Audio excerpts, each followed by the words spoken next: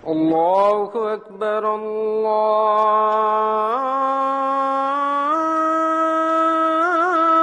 أكبر الله أكبر الله أكبر.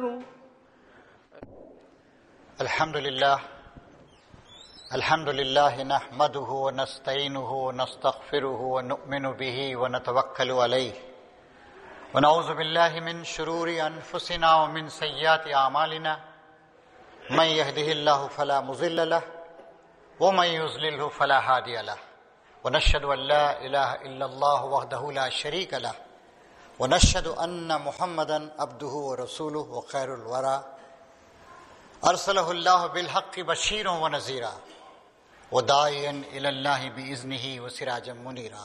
أما بعد. قابل احترام بزرگوں، نوجوان مسلمانوں، ماؤں بہنوں، بیٹی اور بیٹوں، السلام علیکم ورحمۃ اللہ وبرکاتہ.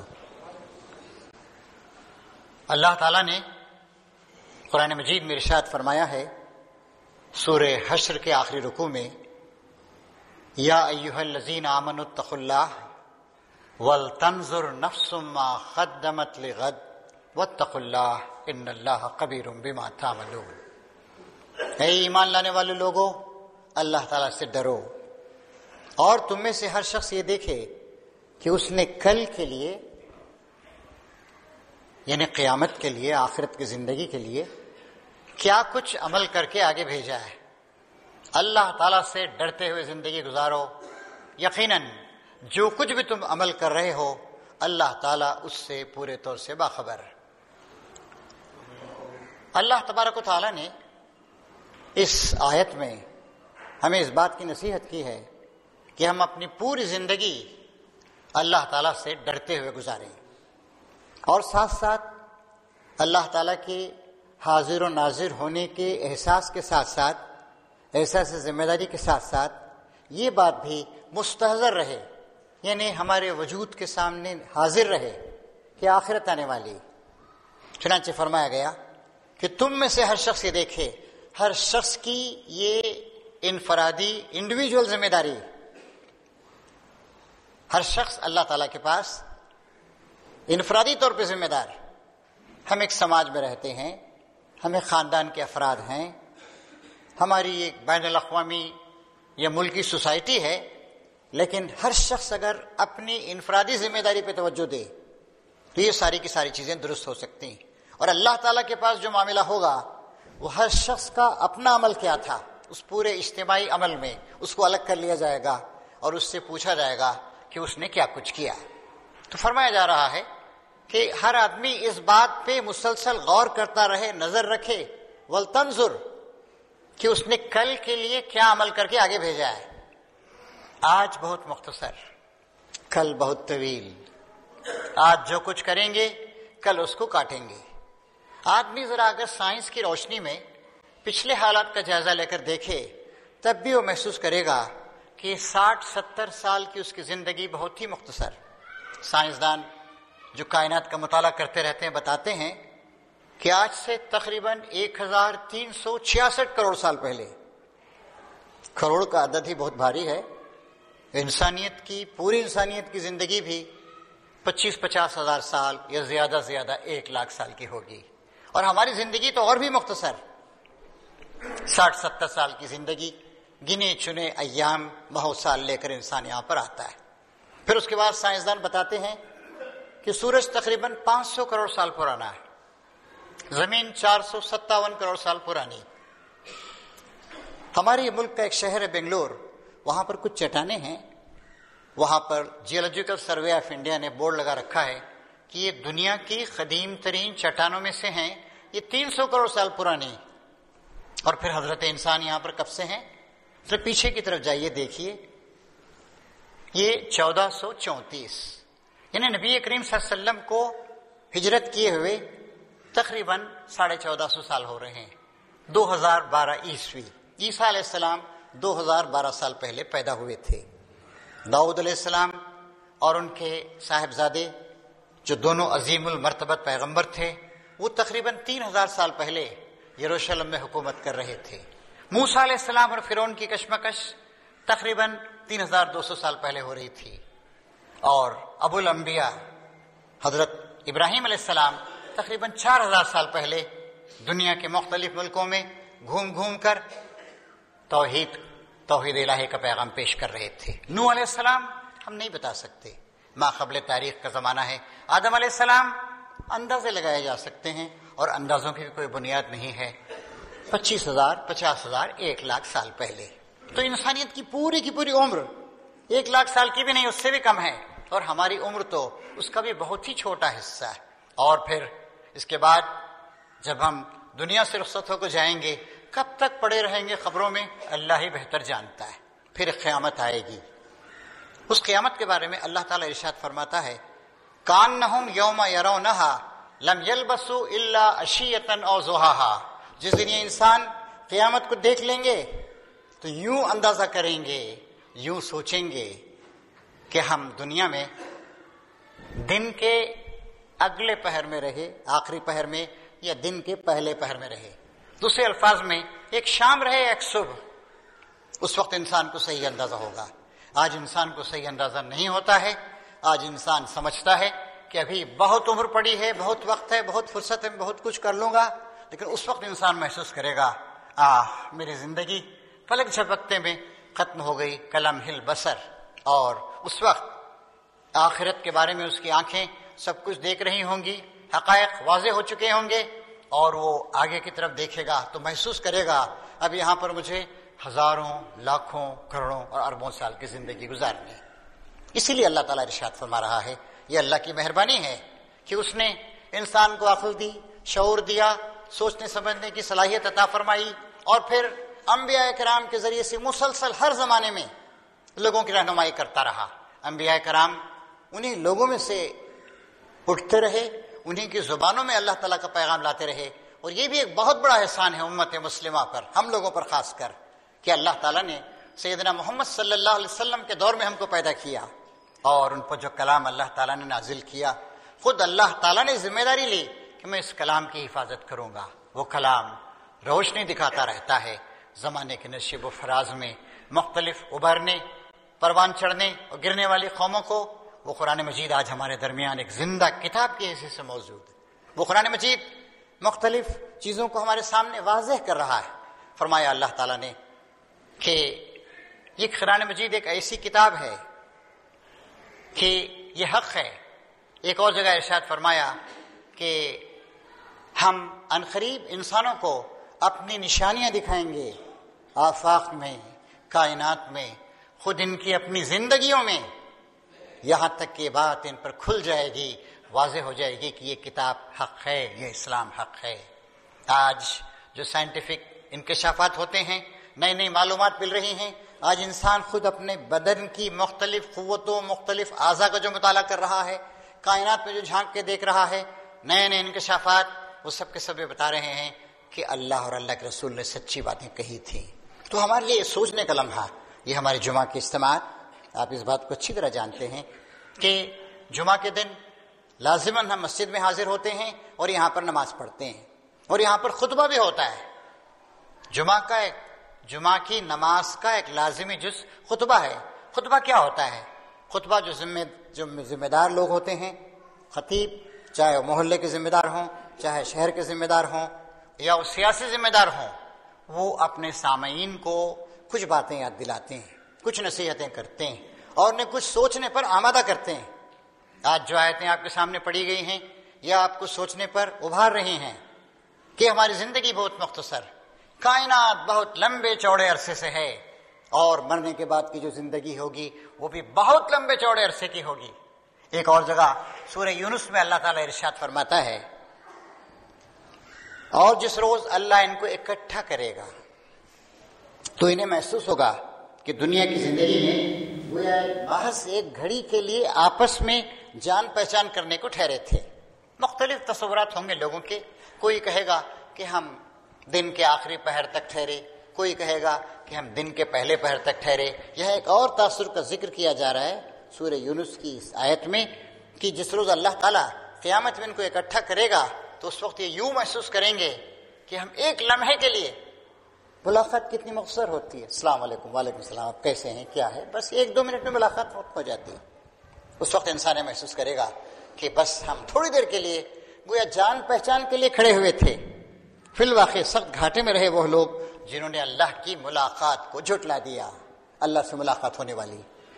نبی کریم صلی اللہ علیہ وسلم کی حدیث ہمیں بتاتے ہیں کہ آدمی قیامت کے دن کوئی نہیں ہوگا، ماں باپ، قبیلے والے، برادری کے لوگ، کوئی اس کے ساتھ نہیں دیں گے، وہ اکیلا ہوگا. اور اللہ تعالیٰ ایک ایک شخص سے بلا ترجمان بات کرے گا، بیچ میں کوئی مڈل مین نہیں ہوگا، کوئی اسپوکس پرسن نہیں ہوگا. اللہ تعالیٰ ایک ایک شخص سے بات کرے گا اور وہ گھبرائے گا، گھبرا کر داہنی طرف دیکھے گا، اس کا عمل نظر آئے گا، بائیں طرف دیکھے گا، اس کا عمل نظر آئے گا، سامنے دیکھے گا، جہنم اپنی تمام حشر سامانیوں کے ساتھ دہکتی ہوئی بھڑکتی ہوئی اس کو نظر آئے گی. ہر شخص کو اپنے تمام کاموں کا وہاں پر جواب دینا پڑے گا. اور پھر یہ بھی تفصیلات آتی ہیں، ایک پل کو لایا جائے گا، اس کو جہنم پہ رکھا جائے گا اور انسان سے کہا جائے گا پار کرو اس کو. جن کا ایمان مکمل تھا، جن کے اعمال ٹھیک تھے، جنہوں نے زندگی کو اللہ کا عطیہ، اللہ کی امانت سمجھ کے گزارا، جو ڈرتے رہے، تقویٰ کا پرہیزگاری کا رویہ اختیار کیا، سب کے حقوق ادا کیے، کسی کا حق غصب نہیں کیا، سچے بندوں کی طرح زندگی گزاری. نبی کریم صلی اللہ علیہ وسلم فرماتے ہیں اچھے لوگ، نہایت اچھے لوگ بجلی کی طرح اس پر سے گزر جائیں گے. کچھ اور لوگ ہوں گے جو تیز ہوا کی طرح گزریں گے، کچھ ایسے لوگ ہوں گے جو گھوڑے کی رفتار سے، کچھ اونٹ کی رفتار سے، اور کچھ بہرحال کسی طریقے سے لنگڑاتے ہوئے چل کے پار کر لیں گے.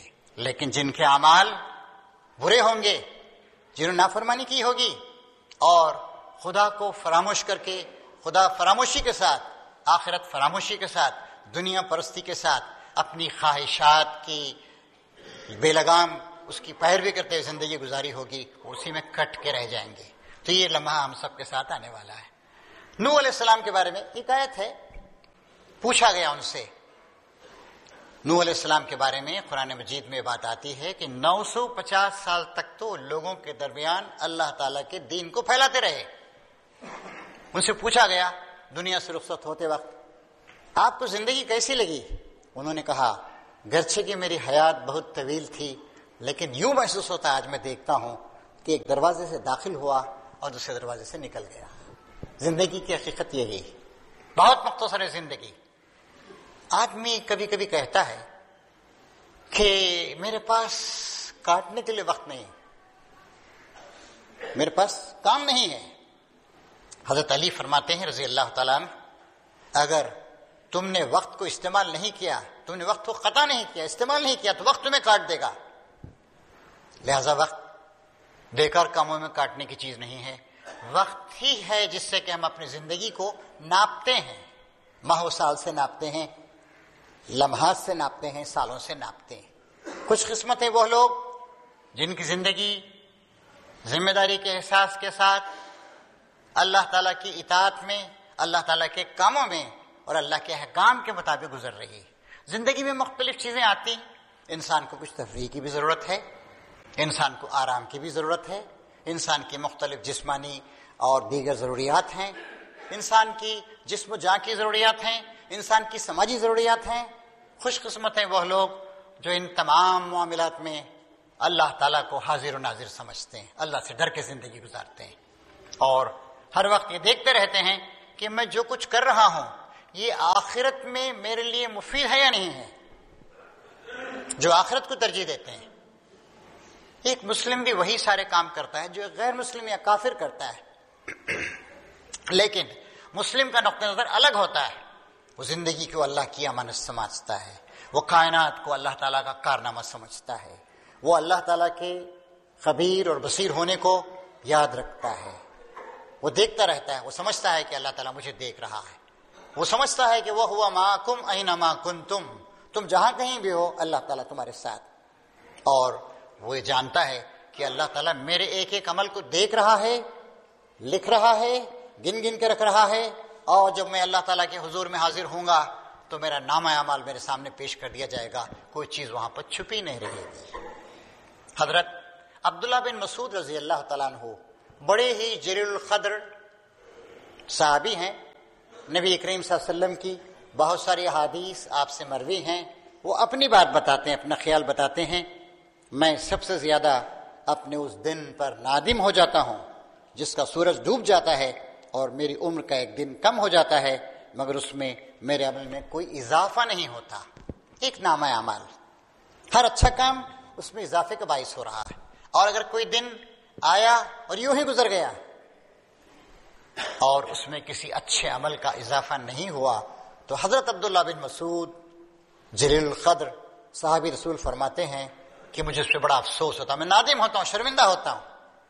اسی لیے بزرگوں نے ہمیں سکھایا کہ تم رات کو سونے سے پہلے اپنا حساب کرو. ایک اور طریقہ یہ بتایا، ہر نماز کے بعد اپنا جائزہ لو.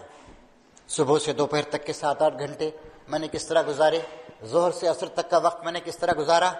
پھر اپنی ڈائری بھی استعمال کر سکتا ہے. اور یہ تو روزانہ کا ہر وقت کا محاسبہ ہوا، مہینوں کا حساب کرے، سال بھر کا حساب کرے، عمر کا حساب کرے.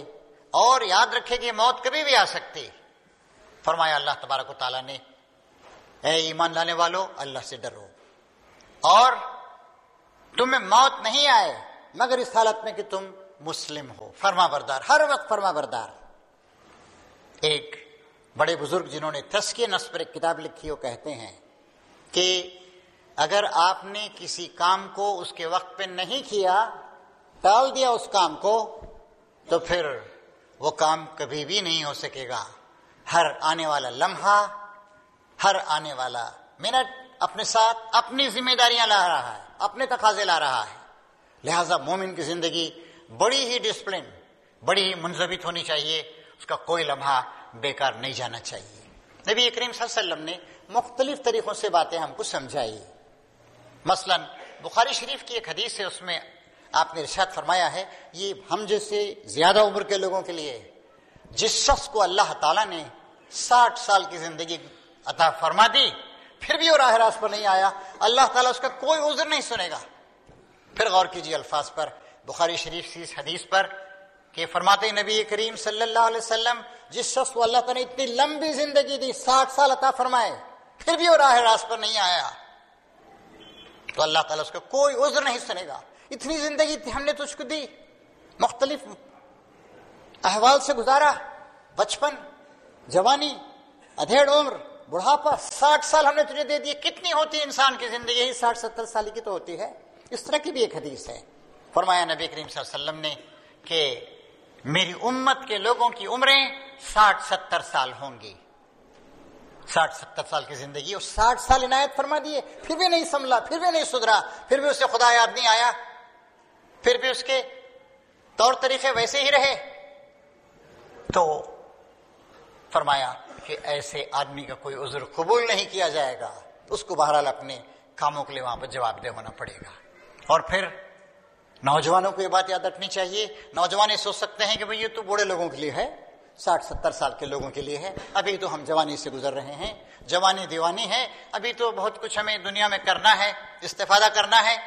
انہیں یہ سوچنا چاہیے کہ فرمایا نبی کریم صلی اللہ علیہ وسلم نے، قیامت کے دن ہر شخص کو 5 باتوں کا جواب دینا ہوگا. پہلی بات یہ کہ عمر کس طرح گزاری، دوسری بات یہ کہ جوانی جو عمر کا سب سے اچھا حصہ تھا، جب ساری قوتیں جوان تھیں، جب فکر جوان تھا، جب معلومات حاصل کر سکتا تھا، جب سوچ سکتا تھا، غور و فکر کر سکتا تھا، جان سکتا تھا، ہاتھ پیر ہلا سکتا تھا، محنت کر سکتا تھا، کما سکتا تھا. جوانی جو زندگی کا سب سے بہتر زمانہ ہے، اس کو کس طریقے سے گزارا. تیسرا سوال یہ کیا جائے گا، کمایا تو کس طرح کمایا، جائز طریقے سے، محنت کر کے، خون پسینہ ایک کر کے، اور سماج کو یا دوسروں کو نقصان پہنچائے بغیر، بڑی اچھی بات. اور دوسری بات، اس کے بعد چوتھا سوال ہوگا، خرچ کس طرح کیا. خرچ کرنے میں بھی ایک مومن آزاد نہیں ہے. مومن ایک بندھے ہوئے گھوڑے کی طرح ہے، ایک بیوقوف گدھے کی طرح نہیں ہے جو کسی کے بھی کھیت میں جا کے منہ مارتا ہے. وہ ایک بندھے ہوئے گھوڑے کی طرح، ایک ڈسپلن گھوڑے کی طرح ہے. وہ چنانچہ خرچ میں بھی وہ احتیاط کرتا ہے، نمود و نمائش نہیں کرتا، فضول خرچی نہیں کرتا، بیکار کاموں میں خرچ نہیں کرتا، زکوٰۃ دیتا ہے، صدقات دیتا ہے، سب کے تقاضے ادا کرتا ہے، اور ایسی طریقے اختیار کرتا ہے کمانے کے جس سے سماج کو نقصان نہیں ہو، نہ اس طریقے سے خرچ کرتا ہے کہ سماج کو نقصان ہو۔ آخری سوال یہ کیا جائے گا، 5واں سوال، کہ تم نے جو علم حاصل کیا تھا اس پر تم نے کہاں تک عمل کیا؟ علم حاصل کرنا بھی ضروری ہے۔ طلب العلم فریضۃ علی کل مسلم، اور مسلم شریف میں حدیث اس طرح آتی ہے علی کل مسلم و مسلمہ، علم کا حاصل کرنا ہر مسلمان مرد عورت پر فرض ہے۔ اب کوئی یہ بہانہ نہیں کر سکتا کہ میں نے علم ہی نہیں حاصل کیا تاکہ عمل کے جھنجٹ میں کیوں پڑوں۔ دنیا کمانے کے لیے، دنیا کو جاننے کے لیے اتنا علم حاصل کرتے ہیں ہم، 12-14 سال علم میں حاصل کرتے ہیں، ہائی اسکول پاس کرنے میں، گریجویٹ ہونے میں 4 سال لگ جاتے ہیں، پروفیشنل کورس ہو تو 5-8-10 سال لگ جاتے ہیں، پی ایچ ڈی کر لیتے ہیں، اتنا علم حاصل کر لیتے ہیں، پھر بھی اخبارات کے ذریعے، ریڈیو کے ذریعے، ٹی وی کے ذریعے روزانہ اپنے علم میں اضافہ کرتے رہتے ہیں۔ کیا وہ علم جس کو نظر انداز کرنا ہے وہ علم ہے جو قرآن کا ہے، حدیث کا ہے؟ کیا پوچھے گا نہیں اللہ تعالیٰ کہ میں نے تم کو امت مسلمہ بنایا تھا، خیر امت بنایا تھا، لوگوں پر گواہی دینے والی امت بنایا تھا، تمہیں کیا ہو گیا تھا؟ کیوں نہیں تم نے حاصل کیا علم؟ نوجوانوں کو یہ بات یاد رکھنی چاہیے، خاص طور سے نوجوانوں کو، بزرگوں کو اپنی آخرت پہ توجہ دے کر اپنے اعمال کو راہ راست پہ لانا چاہیے، اور نوجوانوں کو ابھی سے سدھرنے اور سنبھلنے کا زمانہ ہے۔ نوجوانوں کے لیے ایک خوشخبری ہے اس حدیث میں جس میں فرمایا نبی کریم صلی اللہ علیہ وسلم نے 7 آدمی ہیں جن کو اللہ تعالی میدان حشر میں، جبکہ عرش الہی کے سائے کے علاوہ کوئی سایہ نہ ہوگا، عرش الہی کے سائے میں اپنے سائے میں پناہ دے گا۔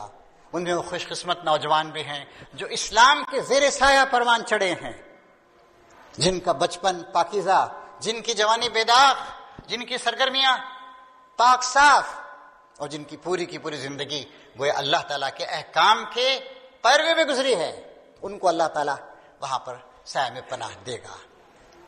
ایک اور حدیث میں نبی کریم صلی اللہ علیہ وسلم ارشاد فرماتے ہیں 5 چیزوں کو 5 چیزوں سے پہلے غنیمت سمجھو۔ آپ نے فرمایا کہ جوانی کو بڑھاپے سے پہلے غنیمت سمجھو۔ جوانی انسان کا دور شباب وہ بہترین زمانہ ہے جب ساری قوتیں پروان چڑھ جاتی ہیں، اس کے بعد پھر کچھ اضافہ نہیں، زوال تو ہو سکتا ہے، جسم و جان کی ساری قوتیں، فکری قوتیں، شعوری قوتیں بالکل اچھی حالت میں ہوتی ہیں۔ بوڑھوں ہی کا حال دیکھیے، کسی کا ہاضمہ خراب ہے، کسی کو کچھ یاد نہیں آ رہا ہے، خواہ مزمحل ہو گئے ہیں۔ موت کے بعد جو کچھ ہونے والا ہے تو بات کی بات، بڑھاپے میں انسان کی کیا حالت ہو جاتی ہے۔ تو نوجوانوں کو اپنی جوانی کا، اپنی جوان قوتوں کا، اپنی صلاحیتوں کا ابھی سے استعمال کرنا چاہیے اللہ تعالیٰ کے راستے پہ چلنے کے لیے۔ پھر فرمایا کہ صحت کو بیماری سے پہلے غنیمت سمجھو۔ کسی بیماریاں اچانک حملہ آور ہوتی ہیں، آدمی پریشان ہو جاتا ہے۔ کبھی کبھی تو ایسے ہوتا ہے کہ علاج کے ذریعے سے یا تو آدمی صحت مند ہو جاتا ہے یا کم سے کم اس بیماری پر بڑی حد تک قابو پا لیتا ہے، اور کبھی کبھی ایسے ہوتا ہے کہ بیماری irreversible ہو جاتی ہے، بیماری کا اثر کم نہیں ہوتا، اور اس وقت انسان افسوس کرتا ہے۔ فرمایا نبی کریم صلی اللہ علیہ وسلم نے جوانی کو بڑھاپے سے پہلے، اور صحت کو بے صحتی سے اور بیماری سے پہلے غنیمت سمجھو۔ تیسری بات فرمائی خوشحالی کو مفلسی سے پہلے غنیمت سمجھو۔ اللہ نے کچھ دے رکھا ہے، 2-4 پیسے دیے ہیں، ٹھیک ہے، ان 2-4 پیسوں کو ہم 20 پیسے 1000 روپے بنانے کی کوشش کریں، کیونکہ مومن کو دنیا میں اپنے حصے کو بھولنا نہیں چاہیے، اس کے پاس وسائل ہونے چاہیے، وہ لینے والا نہیں دینے والا ہونا چاہیے، اس کی سماجی پوزیشن اچھی ہونی چاہیے۔ لیکن ایسے بھی ہو سکتا ہے کہ خوشحالی کا اگر آپ نے صحیح استعمال نہیں کیا تو پھر بدحالی آپ کو گھیر سکتی ہے، اس وقت آپ کچھ بھی نہیں کر سکیں گے۔